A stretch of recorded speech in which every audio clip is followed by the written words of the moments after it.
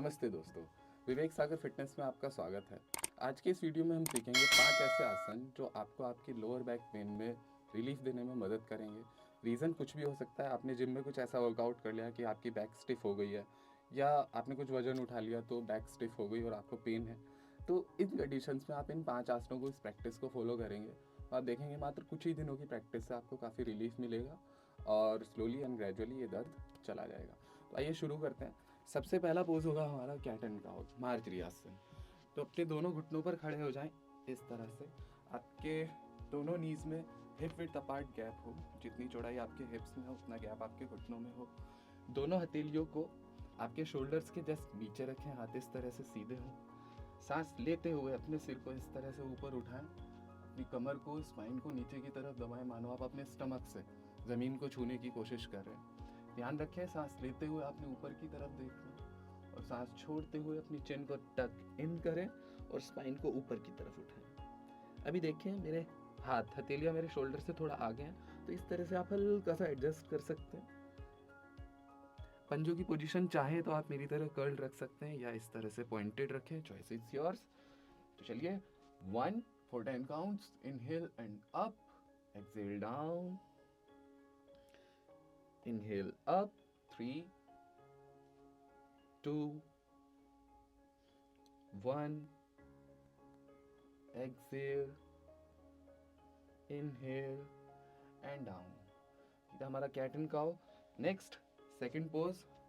सबसे पहले वज्रासन में बैठे, अपने दोनों घुटनों को इस तरह से मिला दें, पीछे हील्स पे बैठ जाएं, अपनी दोनों पैर के अंगूठों को मिलाते हुए दोनों घुटनों में मैक्सिमम गैप कर दें, जितना आप अपनी फ्लेक्सिबिलिटी के अकॉर्डिंग कर सकते हैं। ध्यान रखें आपकी स्पाइन सीधी हो और अपनी स्पाइन को लंबा रखते हुए दोनों हाथों से या तो स्टेप फॉरवर्ड कर सकते हैं या इस तरह से स्लाइड करते हुए आगे जाएं और अपना माथा ज़मीन से लगा दें। रुकें इसी पोज में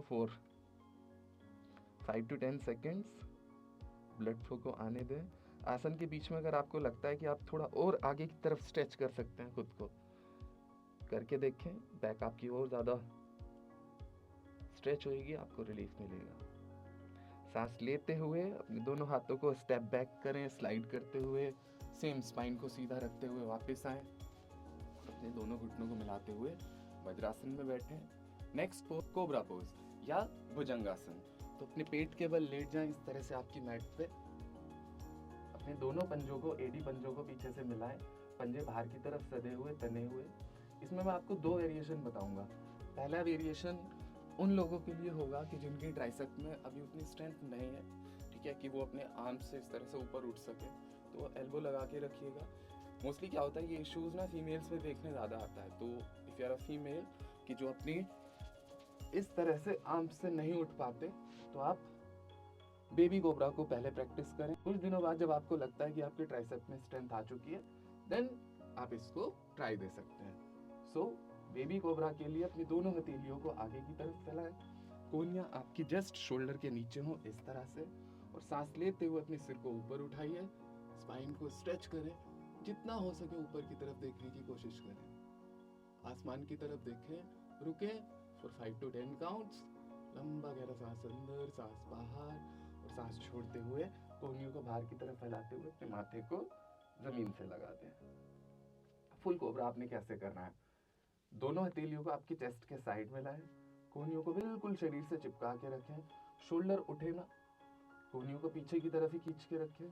पहले सांस लेते हुए सिर उठाएं, देन चेस्ट, नेवल तक का पोर्शन उठा के इस तरह से अपनी कोहनियों को बेंड रखें, ऊपर आसमान की तरफ देखें, एडी पंजे पीछे से मिले हुए। रुकें फॉर 5 to 10 काउंट्स। लंबा गहरा सांस अंदर, सांस बाहर, सांस को रोके ना बिल्कुल भी, चेस्ट को आगे की तरफ पुश रखें, जिससे आपके लंग्स और हार्ट में एक अच्छा स्ट्रेच आए। सांस छोड़ते हुए वापस। नेक्स्ट पोज, सलावासन। उसके लिए अपनी दोनों हथेलियों को आपके थाइस के नीचे रखें, पंजों को बाहर की तरफ पॉइंटेड रखें, सांस लेते हुए अपने सीधे पैर को जितना ऊपर हो सके उठाएं। ध्यान रखें, आपको आपके घुटने को बेंड इस तरह से नहीं करना, पैर पूरी तरह से सीधा हो, जितना भी फोर्स आना है वो आपकी लोअर बैक से आए। उठा के रखें, चाहे तो आप अपनी चिन को भी उठा सकते हैं इस तरह से ऊपर। सेम 5 से 10 काउंट रुकने के बाद दूसरे पैर को उठाएं, सांस लेते हुए लेफ्ट लेग अप, पैर को ऊपर, पूरा ऊपर उठाने के बाद अपनी चिन को ऊपर उठाए, सांस छोड़ते हुए डाउन, दोनों पैरों से एक साथ इनहेल एंड अप, जितना हो सके ऊपर की तरफ उठा के रखें और अपनी कैपेसिटी के अकॉर्डिंग मिनिमम 5 से 10 सेकंड रुकने के बाद वापस आ जाए। Next and last pose, twisting pose. ये जो अभी हमने हमारी लोअर बैक को बैक बेंड किया, फॉरवर्ड फोल्ड किया, तो उसको रिलीज करने के लिए एक ट्विस्टिंग आसन करेंगे। अपनी मैट पे इस तरह से लेट जाए, कमर के बल सामने की तरफ, पैरों को फैला के दोनों हथेलियों को साइड बाय साइड फैला दें, हथेलियां आसमान की तरफ हो, अपने घुटनों को मोड़े, हील्स को जितना हो सके अपने हिप्स के पास लाएं और सांस छोड़ते हुए घुटने के ऊपर घुटना रखते हुए एंकल के ऊपर एंकल राइट साइड गिराएं और अपनी लेफ्ट हथेली को देखें। 5 से 10 काउंट रुकने के बाद लंबा गहरा सांस अंदर, सांस बाहर लेके सांस लेते हुए वापस, फिर से दूसरी तरफ रिपीट करें, सांस छोड़ते हुए लेफ्ट साइड डाउन, राइट हथेली को देखें। 5 से 10 काउंट रुकने के बाद वापस आ जाएं, शवासन में लेट जाएं, कुछ देर रेस्ट करें एंड रिलैक्स करें। सो ये थे हमारे 5 आसन जो आप अपनी लोअर बैक पे प्रैक्टिस कर सकते हैं। आपको आराम मिलेगा मात्र कुछ ही दिनों की प्रैक्टिस से। तो मिलते हैं अगली वीडियो में, तब तक के लिए ध्यान रखें। थैंक यू एंड नमस्ते।